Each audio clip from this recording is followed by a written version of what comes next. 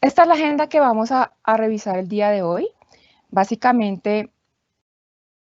los elementos, es una agenda que se ve un poco extensa, pero vamos a recorrerla de forma sincrónica y en una línea del tiempo que nos va a permitir identificar y revisar la taxonomía viral. Vamos a describir los conceptos de las fases de la enfermedad y su correlación paraclínica.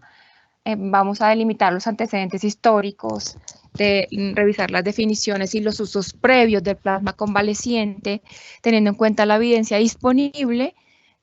Vamos a validar los elementos que se encuentran en evidencia del plasma convaleciente y sus usos en brotes epidémicos previos, las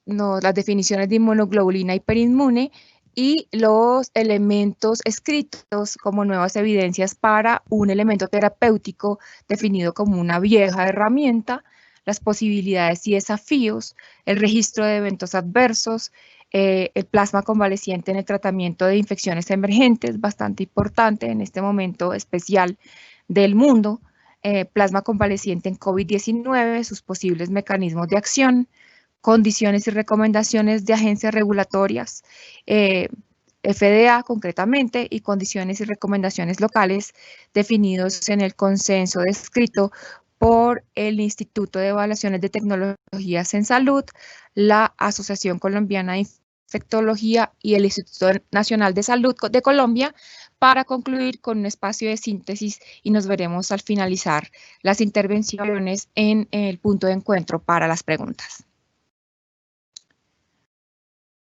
Para recuperar los elementos específicos en cuanto a la definición de el virus SARS-CoV-2, esto es un corte sagital de la estructura,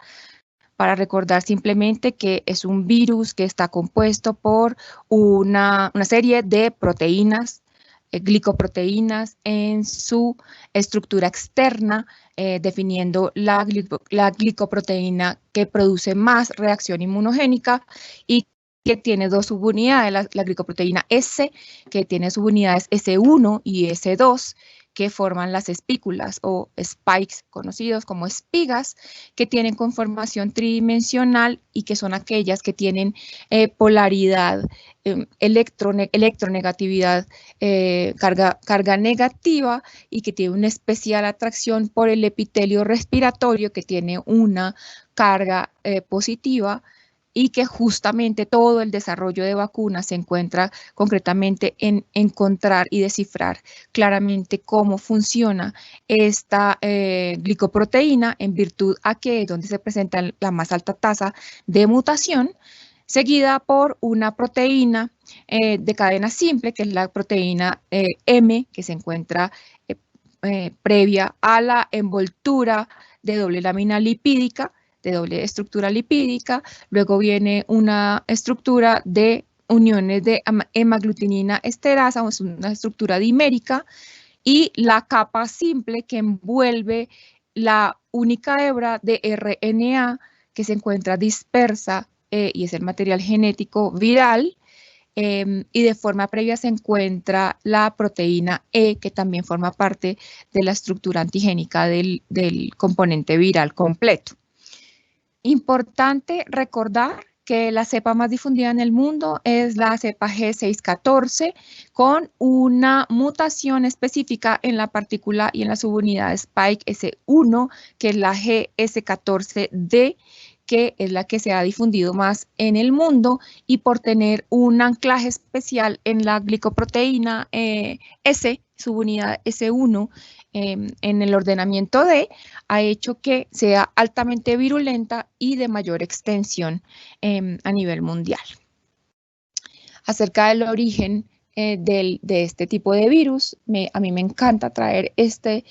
artículo de Nature Medicine, publicado en abril del 2020, en el que se explica la estructura genómica del virus, entendiendo que es un sarbecovirus tipo B, que recoge de forma natural, por selección, viene acumulando las bases nucleotídicas de elementos genómicos previos de vectores anteriores. Aquí tenemos el vector murciélago, tenemos el vector, el pangolín, que es un primo hermano de nuestro armadillo, tenemos un vector intermedio que está determinando si parece ser un mamífero, y aquí tenemos ya el SARS-CoV-2, que es el que infecta al humano, y viene acumulando los nucleótidos de forma ordenada. Es decir, este artículo desvirtúa de forma previa aquellas teorías conspirativas del desarrollo in vitro del elemento viral. Primera cosa. Segunda cosa es que el poder infeccioso de este virus viene ordenado en virtud a la selección natural que viene haciendo esta cepa de coronavirus, adquiriendo estructuras novedosas a través de la evolución natural que adquiere del ordenamiento genómico a través de los diferentes vectores en la escala de ascenso. Y tercero, que es capaz de tener un mayor poder infeccioso que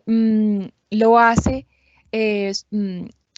capaz, valga la redundancia, de infectar al ser humano y producir neumonías potencialmente mortales, justamente por un proceso de selección natural a expensas de mutar subunidades polibásicas localizadas en el segmento S de la subunidad S1 y S2, como lo vemos en la parte superior de la gráfica. Con respecto a la interacción de las fases clínicas, los títulos virales y la respuesta inflamatoria, me gusta esta consolidación en virtud a que simplifica en los dos ejes XY los tiempos del curso de la enfermedad, los diferentes estadios, fase 1, fase 2 y fase 3, la severidad de la enfermedad, los títulos de las cargas virales, la respuesta viral, que se hace sensiblemente mucho más amplia entre los días 7 y 10 y empieza a disminuir a partir del día 14, donde la carga viral perfectamente empieza a ser sensiblemente menor y tiende a ser imperceptible después del día 21. A partir del día 10, cuando se desencadena ya la respuesta inflamatoria en el huésped y se instaura la fase pulmonar de la infección, si ya el huésped no pudo superar en su inmunidad primaria el estadio de la infección, se consolida la fase pulmonar de la misma, dividiéndose en la fase 2A, donde se instauran los síntomas respiratorios y aparece concretamente los déficits que se pueden evidenciar en las disminuciones de las presiones de oxígeno y pues esto en la sintomatología clínica está acompañado de todos los elementos asociados a la dificultad respiratoria y en la 2B exactamente igual y donde se desata la respuesta inflamatoria que se hace mucho más evidente en la fase 3 de la infección, acompañando la fase hiperinflamatoria, donde se establece el síndrome de dificultad respiratoria, concretamente con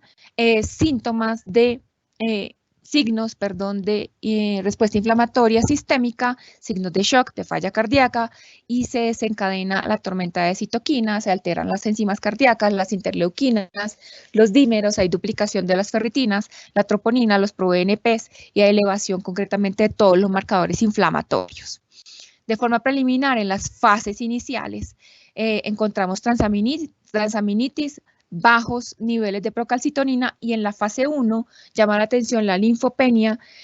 hay tiempos ligeramente incrementados de protrombina, pueden existir tiempos dímeros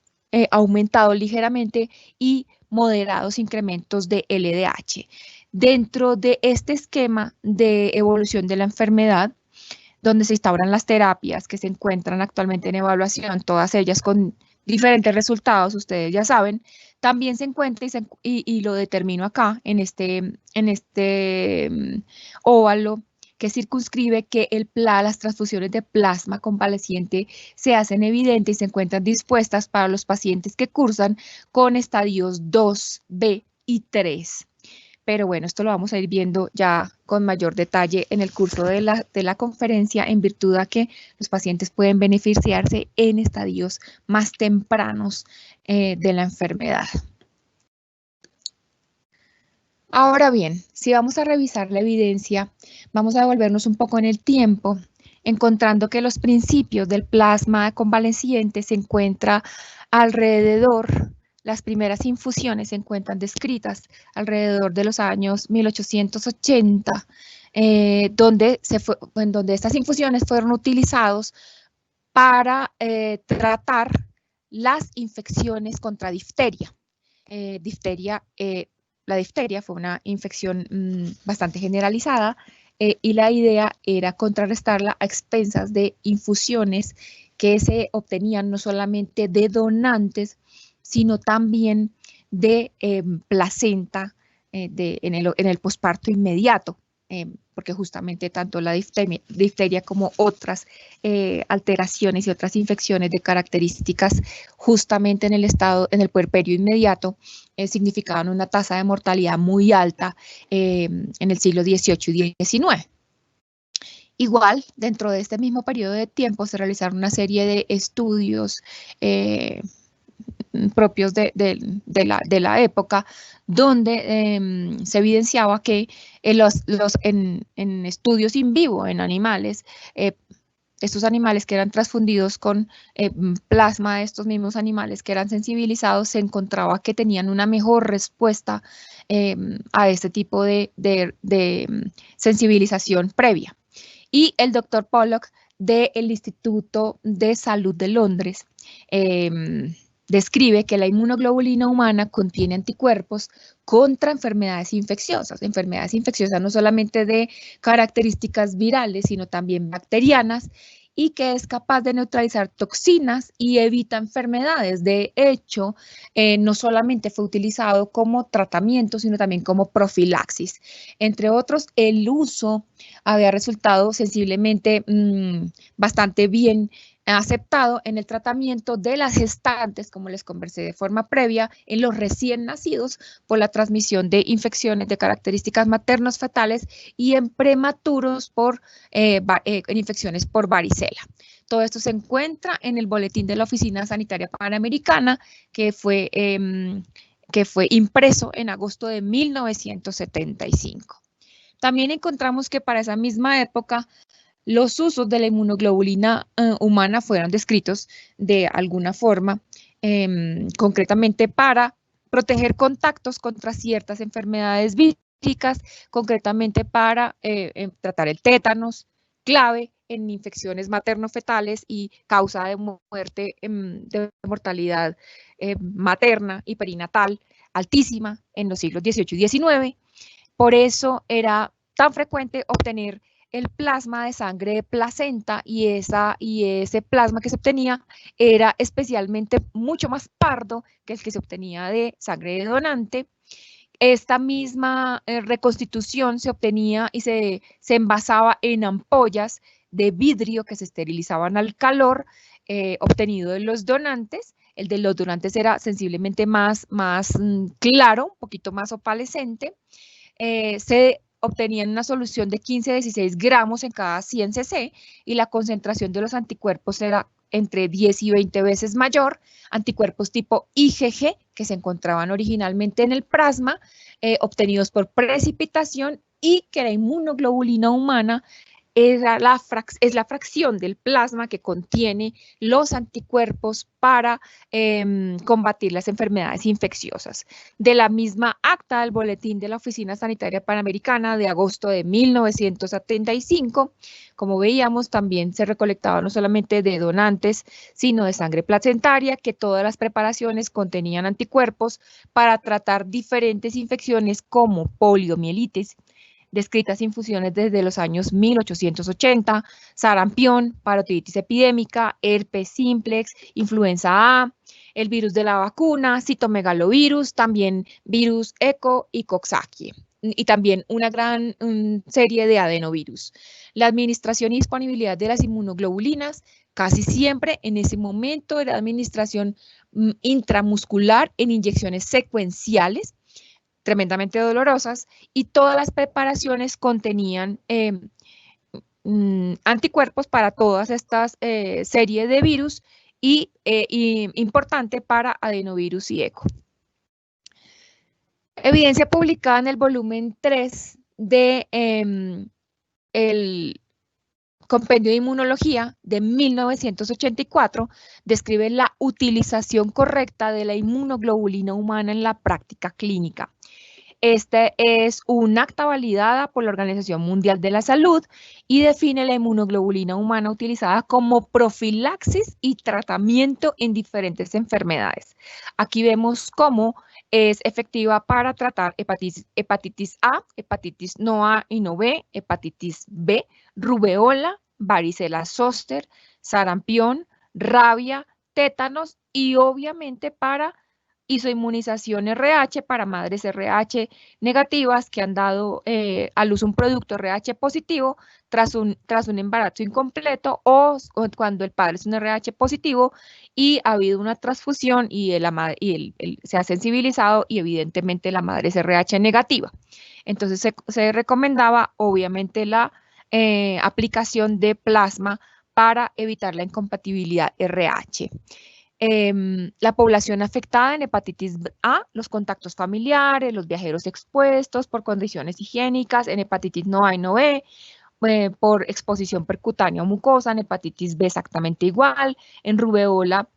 y exposición durante las primeras fases del embarazo, en varicela en pacientes inmunodeprimidos o con un caso agudo, en sarampión en inmunodeprimidos también, en rabia, pacientes que hubieran presentado exposición o mordedura a animales infectados, en tétanos, personas no inmunizadas o inmediatamente después de haberse diagnosticada la enfermedad, muy importante en mortalidad y representativa en morbilidad perinatal, el preparado altamente infundible y con alto contenido de inmunoglobulinas G, inmunoglobulinas G y en hepatitis B, para hepatitis B, para rubeola inmunoglobulinas puras, para varicela zoster exactamente iguales, para rabia, para tétanos exactamente igual, las dosis variables desde 0.02 mililitros por kilo hasta 20 unidades por kilogramo. Como ustedes ven, la dosificación no es estándar, unas son en mililitros y las otras son en unidades, y la administración recomendada para profilaxis en muchas, como las hepatitis, y para tratamientos en otras, como en la rubeola y como en las varicelas, desde 1984. Uso en brotes ya más recientes. Revisión de Current Opinion in Hematology de noviembre del 2015. Vemos el uso de plasma convaleciente para tratar enfermedades infecciosas emergentes, concretamente brote del ébola, virus constituido por una hebra simple de RNA, característico por presentar síntomas de fiebre, sangrado, vómito con sangre, dolor muscular articular, erupción mucocutánea, diarrea con presencia de sangre altamente contagiosa y con una mortalidad de alrededor del 90% de las personas infectadas. Constitutivo de un brote epidémico que sacudió África hace no muchos años, alrededor de hace 6 años, de características epidémicas y que fue absolutamente previo al brote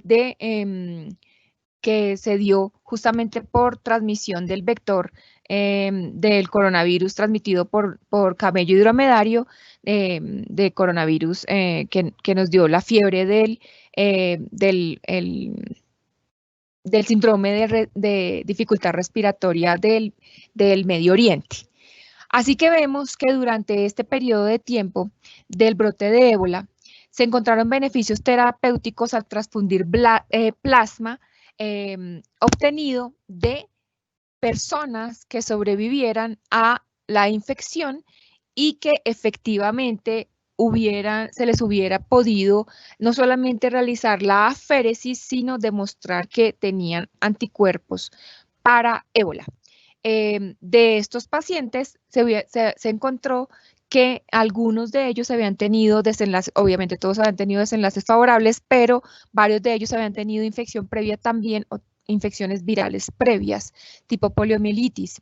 De alguna forma, estos pacientes tuvieron un mejor desenlace y tuvieron una tasa de sobrevida que permitió, sin duda,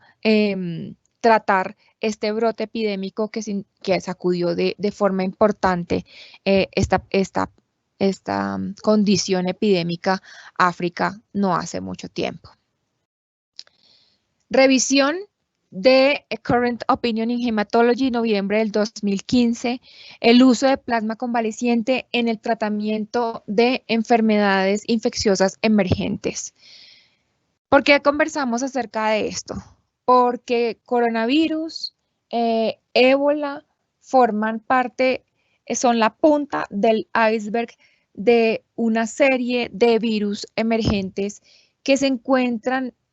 presentándose ya y que ya vienen haciendo aparición concretamente en Asia y que vienen haciendo infecciones de carácter zoonótico. Aquí voy a hablar solamente de dos, voy a hablar del virus Nipah,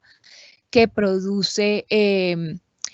un síndrome también de dificultad respiratoria asociada a síntomas constitutivos y que tiene una tasa de mortalidad impresionante. Y vamos a hablar del virus Hanta, que también es un virus asiático de vector porcino, que también tiene una altísima tasa de mortalidad. Sin tener aún clara la inmunología, solo nos queda el recurso de la inmunoglobulina hiperinmune como tratamiento de estos virus emergentes, como también lo fue como antecedente para tratamiento de la influenza hispánica,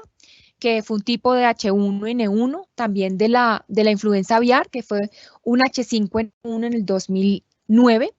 de la influenza pandémica, que fue un H1N1 tipo A, que se demostró que fue efectivo y que disminuyó la mortalidad. Igualmente fue efectivo para tratar el brote en el 2012 del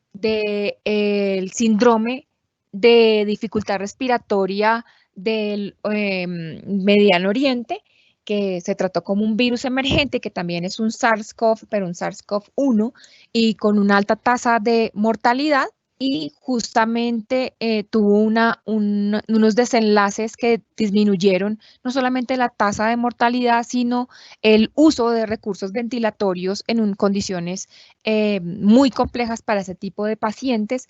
Y también recordar que estos pacientes que son sometidos al tratamiento con inmunoglobulina hiperinmune o con plasma convaleciente, pues no teniendo otra alternativa en el momento y desconociendo la inmunología de estos virus de tan reciente aparición, todos de contexto asiático, pues nos queda únicamente esperar cómo se comportan los estudios de los componentes emergentes que tienen centros de evaluación a nivel europeo y que forman parte de los desafíos de la infectología humana. Plasma convaleciente dentro de las evidencias nuevas para una herramienta terapéutica que no es tan nueva. Esto es una revisión que presenta el grupo italiano de medicina transfusional, que fue publicado en Blood and Transfusion del 2016.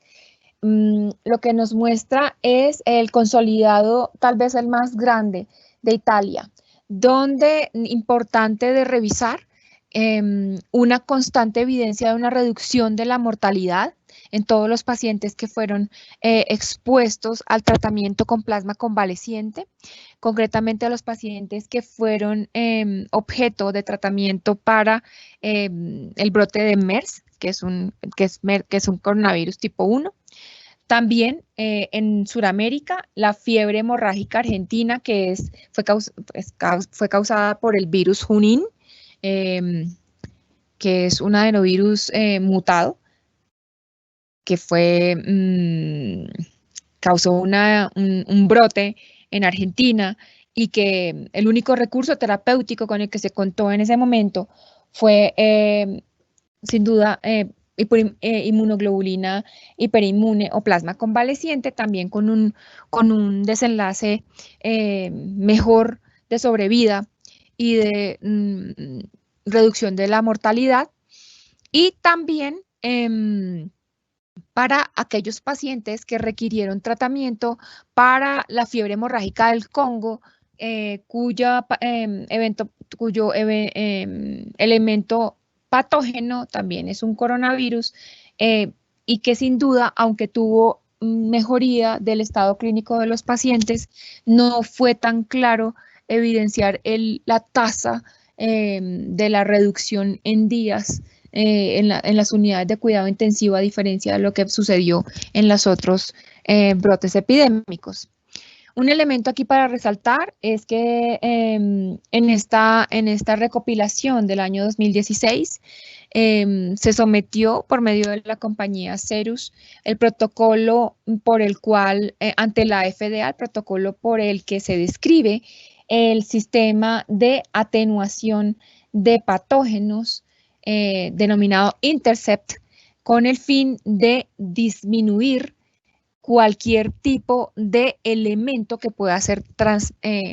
transmitido, que pueda ser transfundido con el plasma por medio de la inmunidad pasiva, de forma que solamente queda la inmunidad activa y eliminar todo aquel riesgo de que el paciente pueda contraer una patología subsecuente que pueda derivar en contaminación. Entonces, desde esta revisión del 2016 ya está sometido a través de Cerus a FDA el protocolo para inactivación de patógenos, que se hace evidente también para SARS-CoV-2 y que actualmente se encuentra activo y vigente. Plasma convaleciente para el tratamiento de COVID-19, posibilidades y desafíos. Esto es un editorial publicado en JAMA en marzo de este año que recoge 3 elementos bien importantes. 1, plasma convaleciente como herramienta terapéutica fundamental en infecciones pandémicas, tratamiento de infecciones pandémicas y en tratamiento de virus e infecciones emergentes para las que no existe otro recurso terapéutico. Segundo, que actualmente los mecanismos específicos se encuentran en estudio, mecanismos específicos por el cual induce inmunidad, se encuentran en estudio, hay recursos in vitro, hay recursos teóricos de los cuales vamos a hablar ahora, pero aún sigue siendo desconocidos en gran parte, pero lo que sí tenemos es una anticipación que define que existe a través del tratamiento con plasma convaleciente una limitación de la replicación viral. También hay un reforzamiento, una recomposición, se refrescan los componentes de la coagulación una vez se administra el plasma convaleciente, que es el segundo elemento importante, y el tercer elemento es la neutralización por la presencia de los anticuerpos neutralizantes, que es la otra vía por la cual se induce inmunidad. La presentación que hace Vox Sanguinis en el año 2020, esto es un artículo de mayo de este año, que manifiesta y describe claramente los eventos adversos, bien importante de tener en cuenta en una terapia cuyo mecanismo de acción no está explícito del todo, vuelvo y repito, en elementos in vitro está descrito, en elementos teóricos está descrito, pero en el extendido, en el extenso, aún no se encuentra totalmente definido cuáles son los mecanismos de acción. Es importante considerar los posibles eventos adversos. En todos los estudios revisados hasta el año 2015, no se encuentran eventos adversos serios en todas las series de casos que fueron revisadas. Todos aquellos que se presentaron fueron de características menores. Concretamente, el 8% de los pacientes que pertenecieron a las series revisadas presentaban eventos leves de características tipo prurito o rash cutáneo, pero hay que tener en cuenta que hay un par de reportes de posibles eventos, posibles relaciones, no se encontró relación definitiva, pero se encontró posible relación de daño agudo pulmonar relacionado a la transfusión. Esto en pacientes con ébola, que ya se encontraban con un deterioro pulmonar severo. Uno y otro en un paciente con MERS. Eso hace suponer dos cosas y también lo voy a retomar ahora en un poquito más adelante. Y es que si el paciente tiene un alto deterioro de la conducción pulmonar, tal vez por el estado inmunitario que se encuentra depletado y un estado hiperinflamatorio cuyo órgano blanco es el pulmón, ese paciente puede tener un mayor riesgo de presentar una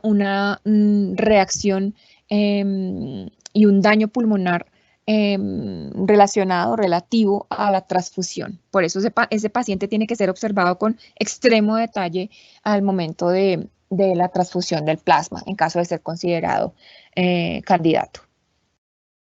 En el Journal de Investigación Clínica, esto ya es junio del año 2020, en las revisiones de los doctores Caseval y Pirovsky, donde se define plasma convaleciente en el tratamiento y prevención, profilaxis y terapia del paciente con COVID-19. Teniendo un paciente con COVID-19 que se ha recuperado 14 días después de la última PCR positiva, tengo que tomar 2 PCRs, una hoy, una 48 horas después, para someterlo a féresis. Paciente ya recuperado, lo someto a féresis y lo someto a la tecnología, además está descrita también en este artículo, de atenuación de patógenos. Allí yo ¿qué espero? Espero quedarme únicamente con los anticuerpos que son capaces de neutralizar el virus, extraigo únicamente el suero y expongo al paciente, a pacientes sanos como profilaxis para COVID-19 y al paciente que se encuentra cursando con COVID-19, inclusive en estadios 2A. Primera revisión que lo contempla en estadios tempranos, 2A y 2B, lo puedo exponer a plasma convaleciente para tener un mejor desenlace y evitar que ese paciente me progrese a fallas ventilatorias y a neumonías que lleven ya a estados muy comprometidos de las fases ventilatorias y a coagulaciones intravasculares diseminadas. Revisión de orgullosamente colombiana de los doctores Rojas, Rodríguez, Monsalve y todo el equipo de colaboración de la Universidad del Rosario y del CREA. Posibles mecanismos de acción de plasma convaleciente, publicado en Autoimmunity Reviews en mayo de este año. Define, ¿por qué lo traigo? Por dos elementos. Uno, no solo por los posibles mecanismos de acción, sino también porque recupera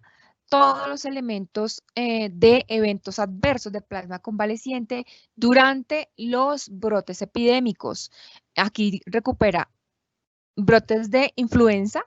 tipo A, H1N1, H5N1 sin eventos adversos. Aquí tenemos los análisis de ébola, donde los eventos adversos fueron menores, náusea, eritemas en piel, fiebre, sin mayores eventos adversos. Vemos SARS-CoV-2, esto todo es nuevo de este año, ninguno. Y un poquito acá, edema facial, eritema facial en 2 de 10 pacientes sin mayores eventos adversos, todo esto es asiático, data asiática. Entonces, hasta acá lo que vemos es, sin duda, y habiendo revisado previamente lo que tiene que ver con la exposición de ébola y de MERS, de 2 casos específicos en toda la data hasta 2015 revisada, pues al parecer los eventos adversos no son mayores y de presentarse son de verdad bastante leves. Y con respecto a los posibles mecanismos de acción, encontramos 3 mecanismos posibles de acción. El primero, recordar que el plasma convaleciente es un componente que tiene una serie constitutiva de anticuerpos, pero que también tiene factores de coagulación y también elementos anticoagulantes, contiene citoquinas y elementos antiinflamatorios, tiene otros factores, tiene proteína C y proteína S, es decir, por eso es capaz de recomponer el estado de coagulación del paciente una vez el paciente es infundido. Entonces tiene un elemento determinante en la coagulación. También tiene un mecanismo de acción de características antivirales. ¿Por qué? Porque los anticuerpos neutralizantes en el virus, los anticuerpos neutralizantes lo que hacen es una depuración del virus y proveen una limitación de la replicación viral. Esto hace que haya un freno real en el número de copias que es capaz de replicar el SARS-CoV-2 y también, al parecer, estos son estudios teóricos, hay una disminución de la actividad de las subunidades C2 y su interacción con el receptor AC2 de la enzima convertidora de angiotensina, lo que haría que el punto de unión RBD con el epitelio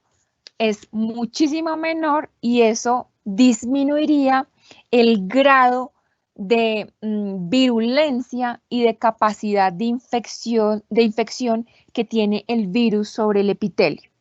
Eso tendría un poder de hacer mucho más lento, de hacer un vector lentiviral y de tener un efecto de neutralización de la replicación viral.